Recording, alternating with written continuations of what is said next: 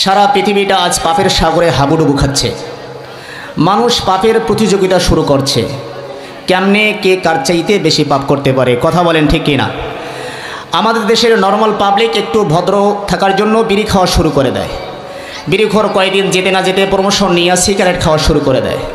সিগারেটখোর আবার মশলা বাহির করিয়া গাঁজা ভরে। গাঁজাখোর গাঁজার সাথে সাথে বাবা খায়, ইয়াবা খায়। বাবাখোররা এবার শুকনো জিনিস না খেয়ে ডাল খাওয়া শুরু করে দেয় ফেন্সিডেল। ফেন্সিডোল খায় হেরোইন। হেরোইনখোর হেরোইন খাইতে খাইতে শরীরের ভেতরে প্রতিদিন প্রবেশ করায়। এভাবে প্রতিদিন খোর নেশার জগতে থাকতে থাকতে চলতে চলতে আল্লাহ তাআলার নিষিদ্ধ হারাম জিনিস মদ খাইতে তারা দ্বিধাবোধ করে না। কথা বলুন ঠিক কিনা? আমাদের মা বন্ধুদের ব্যাপারেও কিছু কথা বলা দরকার, যেহেতু ওরাই হয়েছে এদেশের বারবার সরকার। সেই সমস্ত মা বোনেরা একটু সভ্য ভদ্র সাজবেন, এই জন্য মোটা কাপড় ছেড়ে পরে একটু পাতলা, এর চাইতে আরও পাতলা বলা যেতে পারে একেবারে কমপ্লিট নিট পোশাক। এখন যে যত পারে নিজের ইজ্জত ছেড়ে আর ফেরে মানুষকেই দেখানোই নাকি সভ্যতা আর ভদ্রতা। বোরকা পরাটাই নাকি বোকা, অর্ধ উলঙ্গ পোশাক পরে রাস্তাঘাটে ঘোরাফেরাটাই নাকি সভ্যতা আধুনিক স্টাইল। যে জমানায় বসে পেশাব করাটাই নাকি বোকা, দাঁড়িয়ে পেশাব করাটাই নাকি সভ্যতা আধুনিক স্টাইল। যে জমানায় পাপ করা খুবই সহজ, পাপ থেকে বেঁচে থাকাই খুবই কঠিন, সে জমানায় আমাকে আপনাকে সকল পাপ থেকে হেফাজত করেছেন কে? এই জন্য আবারও দিল থেকে শুকর আদায় করি আলহামদুলিল্লাহ। মাআজাজ হাজিরিন, পবিত্র কালামুল্লাহ শরীফের সূরাতুল আহজাবের 21 নম্বর আয়াত তেলাওয়াত করেছি। আল্লাহ পাক রব্বুল আলামিন সে আয়াতে কারিমার মধ্যে বলেন, যারা আল্লাহ ও আখিরাত দিবসের বিশ্বাস স্থাপন করে, যারা আল্লাহ ও আখিরাতের আশা রাখে এবং আল্লাহকে অধিক পরিমাণে স্মরণ করে, তাদের জন্য রয়েছে রসুলের মধ্যে উত্তম আদর্শ। নবীজি আমাদের আদর্শ, আমাদের মডেল। কিন্তু অত্যন্ত দুঃখজনক হলো সত্য কথা, এদেশের মুসলমান আজকে মডেল বানিয়ে নিয়েছে ইহুদি খ্রিস্টানকে, আজকে আদর্শ বানিয়ে নিয়েছে ইহুদি নাসরাদেরকে, আজকে মডেল বানিয়ে নিয়েছে ভিন্ন দেশের খেলোয়াড়কে, নায়কদেরকে। কেন তারা বানিয়েছে? তারা রসুল সম্পর্কে জানে না, রসুলের সম্পর্কে তাদের ধারণা নেই। এই জন্য তারা ভিন্ন দেশিদের ইহুদি খ্রিস্টানদের কালচার, তাদের রং ঢং গ্রহণ করে নিয়েছে। আমার ভাইয়েরা, আমি অল্প একটু সময়ের মধ্যে আল্লাহ রসুল সাল্লাল্লাহু আলাইহি ওয়াসাল্লামের শান মান নিয়ে আমি আলোচনা করব। আমার নবীজি কেমন ছিলেন? আমাদের মুরব্বীরা বলেন আমার নবী হচ্ছেন আকাশের মতো। তার মানে কি? আকাশটা যত বড়, নবীর মাথা কি তত বড়? তার মানে কি? তার মানে হচ্ছে আকাশের দিকে যে তাকাবে, যার চক্ষু ভালো আছে, টিনের চশমা পরে নাই, ওই ব্যক্তি যদি আকাশের দিকে তাকায় আকাশ দেখতে পারবে। একজন শিশু যদি আকাশের দিকে তাকায় আকাশ দেখতে পারবে। একজন কিশোর যদি আকাশের দিকে তাকায় আকাশ দেখতে পারবে। যুবক যদি আকাশের দিকে তাকায় আকাশ দেখতে পারবে। এক কথায় আকাশের দিকে যে তাকাবে সে দেখতে পারবে। কথা বলেন ঠিক কি না? ঠিক আমার নবী হচ্ছে আকাশের মতো। তার মানে হচ্ছে একজন শিশু যদি চিন্তা করেন আমি পৃথিবীর মধ্যে সর্বশ্রেষ্ঠ শিশু হব, বলে শিশু মুহাম্মদুর রাসূলুল্লাহ সাল্লাল্লাহু আলাইহি সাল্লামকে ফলো করো। একজন কিশোর যদি চিন্তা করেন আমি পৃথিবীর মধ্যে সর্বশ্রেষ্ঠ কিশোর হব, বলে কিশোর মুহাম্মদুর রাসূলুল্লাহ সাল্লাল্লাহু আলাইহি সাল্লামকে ফলো করো। একজন যুবক যদি চিন্তা করেন আমি পৃথিবীর মধ্যে সর্বশ্রেষ্ঠ যুবক হব, বলে যুবক মুহাম্মদুর রাসূলুল্লাহ সাল্লাল্লাহু আলাইহি সাল্লামকে ফলো করো।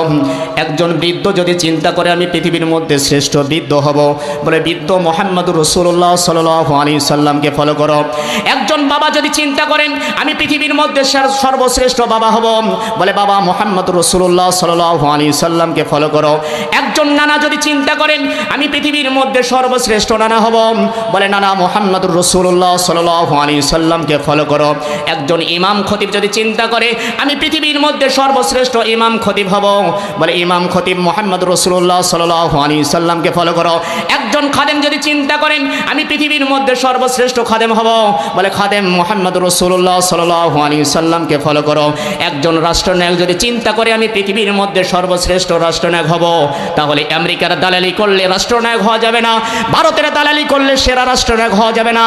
রাষ্ট্রনায়ক হতে চাইলে সে যেন মুহাম্মদুর রাসূলুল্লাহ সাল্লাল্লাহু আলাইহি সাল্লামের আদর্শকে গ্রহণ করে, তাহলে সে সেরা রাষ্ট্রনায়ক হবে। কথা বলুন ঠিক কি না? আমার ভাইয়েরা, আমার বন্ধুরা, সেই নবী দুনিয়ার মধ্যে আগমন করবে, আল্লাহ তাআলা এমনি এমনি দুনিয়ার মধ্যে পাঠাবেন তা না। আমাদের জাতির পিতা হযরত ইব্রাহিম আলাইহিস সালাতু ওয়াস সালাম আল্লাহ তাআলার কাছে দোয়া করেছেন, আল্লাহ তাআলা তাই দুনিয়ার মধ্যে আপনার আমার নবীকে পাঠিয়ে দিয়েছেন। আল্লাহ পাক রব্বুল আলামিন সূরা বাকারা 129 নম্বর আয়াতে আল্লাহ রাসূল সাল্লাল্লাহু আলাইহি ওয়াসাল্লাম দুনিয়ার মধ্যে আগমন করবেন আমাদের জাতির পিতা ইব্রাহিম আলাইহিস সালাতু ওয়াস সালাম দোয়া করেছেন। আল্লাহ তাআলা সূরাতুল বাকারা 129 নম্বর আয়াতে আল্লাহ তাআলা বলেন, রব্বানা ওয়াবআস ফীহিম রাসূলাম মিনহুম ইয়াতুলু আলাইহিম আয়াতিকা ওয়া ইউআল্লিমুহুমুল কিতাবা ওয়াল হিকমা ওয়া ইউযাক্কিহিম ইন্নাকা আনতাল আজিজুল হাকীম। হযরত ইব্রাহিম আলাইহিস সালাতু ওয়াস সালাম আল্লাহ তাআলার কাছে দোয়া করেছেন ওই সময় যখন ইব্রাহিম আলাইহিস সালাতু ওয়াস সালাম বাইতুল্লাহ নির্মাণ করতেছেন। ওই সময় বাইতুল্লাহ যখন কমপ্লিট হয়ে গিয়েছেন, আল্লাহ পাক রব্বুল আলামিন ইব্রাহিমের মনের ভেতরে উদয় একটা জায়গায় দিলেন, ও ইব্রাহিম তুমি আল্লাহ তাআলার কাছে একটা দোয়া করো। এমন সময় দোয়া করবে যে সময় তুমি আল্লাহ পাক রব্বুল আলামিন তোমার এই দোয়াটাকে কবুল করে নিয়ে নেবে। ইব্রাহিম আলাইহিস সালাতু ওয়াস সালাম সর্বশ্রেষ্ঠ দুনিয়ার ঘর বাইতুল্লাহ নির্মাণ করার পর সে আল্লাহ তাআলার কাছে এমন একটা জিনিস চাইল, যে জিনিস এতদিন চেয়েছে নিয়েছিল, যে ইসমাইল জাবিহুল্লাহ ইসমাইল আলাইহিস সালাতু ওয়াস সালামকে পেয়েছে। হযরত ইব্রাহিম আলাইহিস সালাতু ওয়াস সালাম এবারে চিন্তা করলেন, আমি এবারে ছোট জিনিস চাবো না, আল্লাহ পাক রব্বুল আলামিনের কাছে আপনার আমার নবী হাবিবুল্লাহকে তিনি চেয়েছেন। আমার ভাইয়েরা, আমার বন্ধুরা, হযরত ইব্রাহিম আলাইহিস সালাতু ওয়াস সালাম দোয়া করলেন, ইব্রাহিম খলিলুল্লাহ দোয়া করলেন, তার পাশে সুপারিশ করলেন ইসমাইল জাবিহুল্লাহ। আর যেই ঘরের মধ্যে কারবার চলতেছে তার নাম হলো বাইতুল্লাহ। আল্লাহ পাক রব্বুল আলামিন দুনিয়ার মধ্যে পাঠায়া দিলেন হাবিবুল্লাহ। আমার ভাইয়েরা, আমার বন্ধুরা, আপনার আমার নবী মুহাম্মদ রাসূলুল্লাহ সাল্লাল্লাহু আলাইহি ওয়াসাল্লাম দুনিয়ার মধ্যে আগমন করেছেন 9 রবিউল আউয়াল সোমবারের দিন। মতান্তরে 8-12 রবিউল আউয়াল সোমবারের দিন শবে সাদেকের সময় মা আমিনার গর্ভে থেকে দুনিয়ার মধ্যে তিনি আগমন করেন। আল্লাহ রাসূল সাল্লাল্লাহু আলাইহি ওয়াসাল্লাম আগমনটা ছিল গোটা জগতের জন্য রহমত স্বরূপ।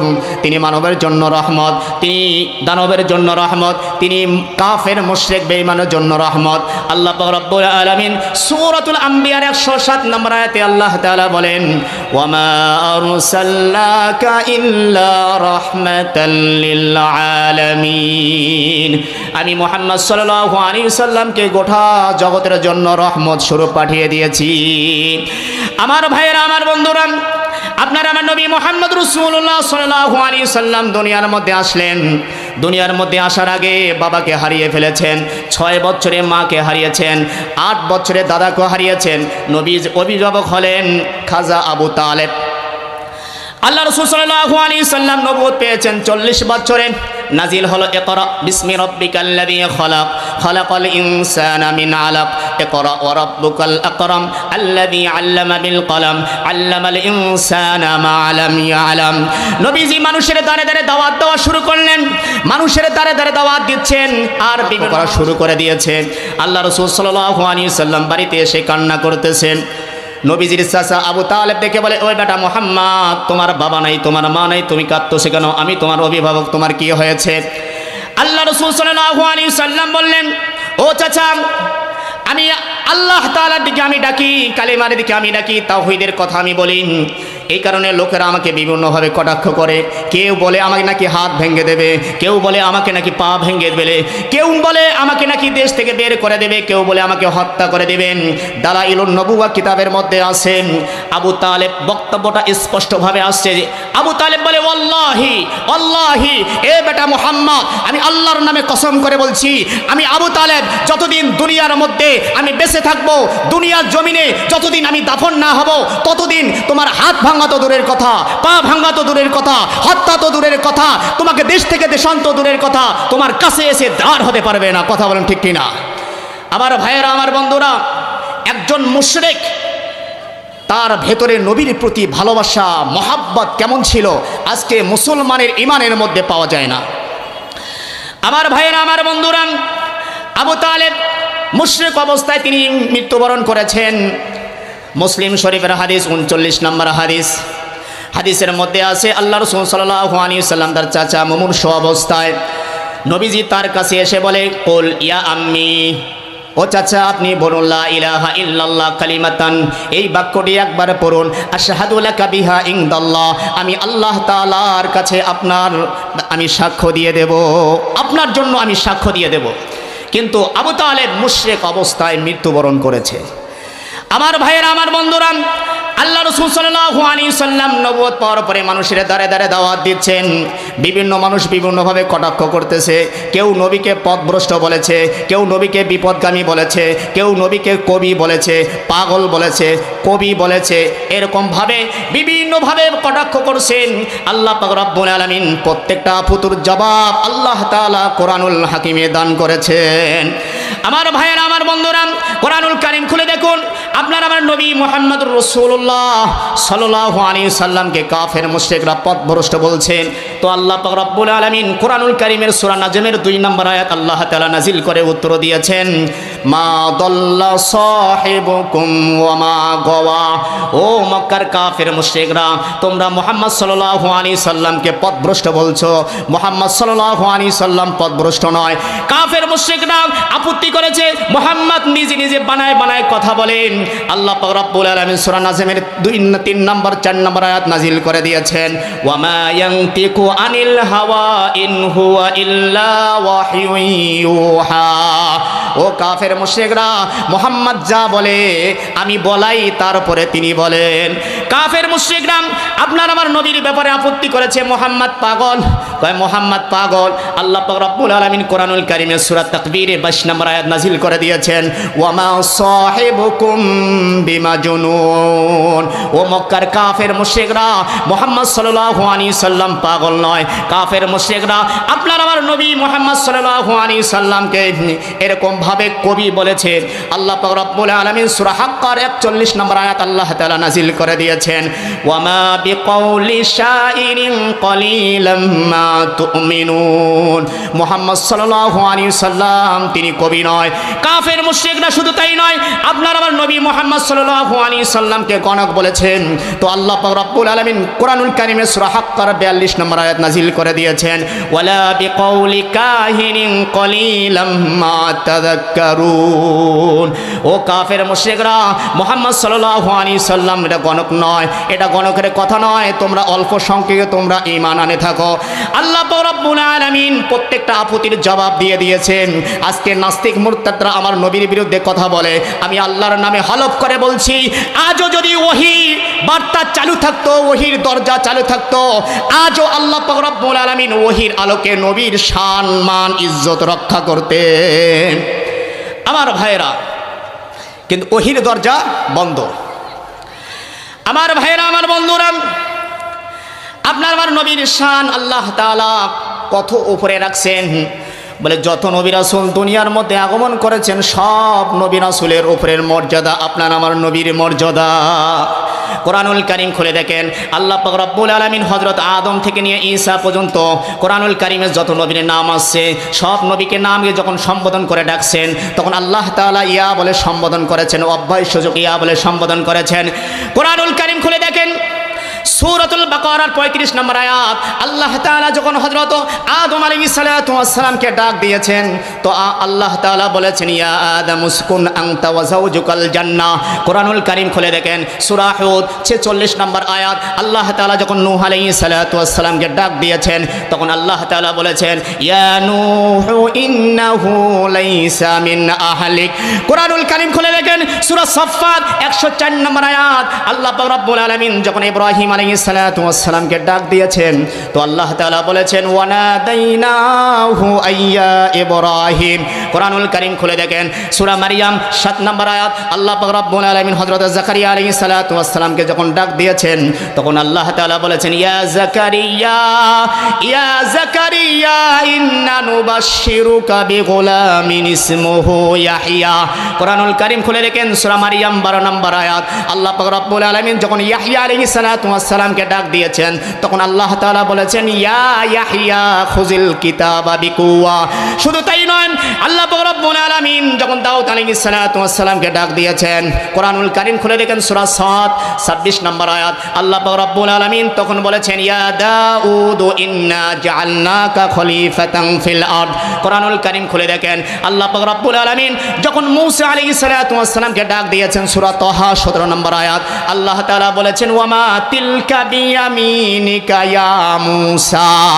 আল্লাহ পাক রব্বুল আলামিন যখন হযরত ঈসা আলাইহিস সালাতু ওয়াস সালামকে ডাক দিয়েছেন সূরা আল ইমরান 55 নম্বর আয়াত খুলে দেখেন আল্লাহ পাক রব্বুল আলামিন ঈসা আলাইহিস সালাতু ওয়াস সালামকে বলেছেন ইয়া ঈসা ইন্নী মুতাওয়াফফিকা ওয়া রাফিউকা ইলাই। একটি জায়গাও আপনার আমার নবীকে ইয়া বলে সম্বোধন করে নাই, একটি জায়গাও কোরআনুল কারীমের অভ্যাসসূচক বাক্য বলে সম্বোধন করে নাই। আল্লাহ পাক রব্বুল আলামিন আপনার আমার নবীকে যখন এই ডাকছেন, আপনার আমার নবীর কলিজার টুকরা নবীর নাম কোরআনুল কারীমে 4 বার আসছে। কতবার? কোরআনুল কারীমে আপনার আমার নবীর নাম আছে 4 বার।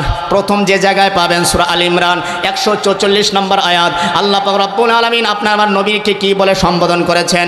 ওয়ামা মুহাম্মাদুন ইল্লা রাসূলুন ক্বাদ খালাত মিন ক্বাবলিহির রাসূল।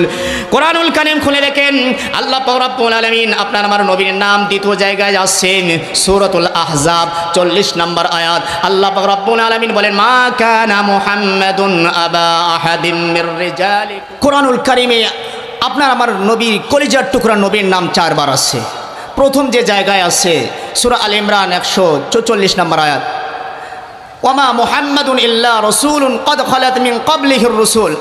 দ্বিতীয় জায়গায় সূরা আহজাব 40 নম্বর আয়াত মা কানা মুহাম্মাদুন আবা আহাদিন মির রিজালিকুম ওয়ালাকিন রাসূলুল্লাহি ওয়া খাতামান নাবিয়্যিন।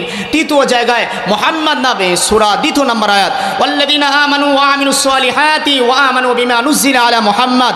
চতুর্থ জায়গায় আমার নবীর নাম আছে সূরা ফাতাহ 29 নম্বর আয়াত মুহাম্মাদুর রাসূলুল্লাহ ওয়াল্লাযিনা মাআহু আশিদ্দাউ আলাল কুফার। একটি জায়গাও আপনার আমার নবীকে ইয়া বলে সম্বোধন করে নাই। আপনার আমার নবীকে যখন ডাক দিয়েছে তখনই আল্লাহ তাআলা বলেছে ইয়া আইয়ুহার রাসূল বাল্লিগ মা উনজিলা ইলাইকা মির রাব্বিক। আজকে ইহুদি খ্রিস্টান নাসারা, আজকে নাস্তিক মুরতাদরা আমার নবীকে নিয়ে কথা বলে, আমার নবীকে গালিগালাজ করে, আমার নবীকে নিয়ে বাজে মন্তব্য করে। ওরা তো নবীকে তো চেনে না। ও মুসলমান, আপনারাও গর্জে উঠবেন, যেই জায়গায় আমার নবীকে নিয়ে কটূক্তি করা হবে ওই জায়গায় তাকে দাফন করা হবে। কথা বলুন ঠিক কিনা? আমার ভাইয়েরা, এখন আসুন আল্লাহ পাক রব্বুল আলামিন আমার নবীর শান মান ইজ্জত তো আল্লাহ তাআলা আকাশচুম্বী করে দিয়েছেন। আল্লাহ তাআলা বলেন ওয়া রাফা'না লাকা যিকরাক। আমি আমার নবীর আলোচনাকে আমি আকাশচুম্বী করে দিয়েছি। সারা পৃথিবীর ইহুদি খ্রিস্টান নাসরা বৌদ্ধ বেদিন বেঈমান আমার রাসূলের ইজ্জতকে নিশ্চিহ্ন করতে চাইবে, আমার রাসূলের আদর্শকে নিশ্চিহ্ন করতে চাইবে। আমি আল্লাহর নামে হলফ করে বলছি, সারা পৃথিবীর ইহুদি খ্রিস্টান নাসরা বৌদ্ধ বেদিন বেঈমান আমার রাসূলের আদর্শকে নিশ্চিহ্ন করতে চাইবে না। তারা পারবে না, কোনো মুসলমান হতে দেবে। আমরা জীবন দেব, রক্ত দেব, রাসূলের অপমান সইব না। কথা বলুন ঠিক কিনা? আমার ভাইয়েরা, রাসূলের উম্মতের কাছে রাসূলের মর্যাদা কিভাবে রক্ষা পাবে? আল্লাহ পাক রব্বুল আলামিন কোরআনুল কারীমে সূরা নিসার 80 নম্বর আয়াতে আল্লাহ তাআলা বলেন ওয়া মান ইউতি'ir রাসূলা ফাকাদ আতা আল্লাহ। যে ব্যক্তি আল্লাহর রাসূলের অনুসরণ করলো সে যেন আল্লাহর অনুসরণ করলো। আল্লাহ পাক রব্বুল আলামিন সূরা আল ইমরান 31 নম্বর আয়াতে আল্লাহ তাআলা বলেন কুল ইন কুনতুম তুহিব্বুনাল্লাহ ফাত্তাবিউনি ইউহিব্বুকুমুল্লাহ ওয়া ইয়াগফির লাকুম যুনুবাকুম আল্লাহু গফুরুর রহিম। ও নবী, আপনি বলে দিন যদি তোমরা আল্লাহকে ভালোবাসতে চাও তাহলে আমাকে অনুসরণ করো, আমাকে অনুসরণ করো।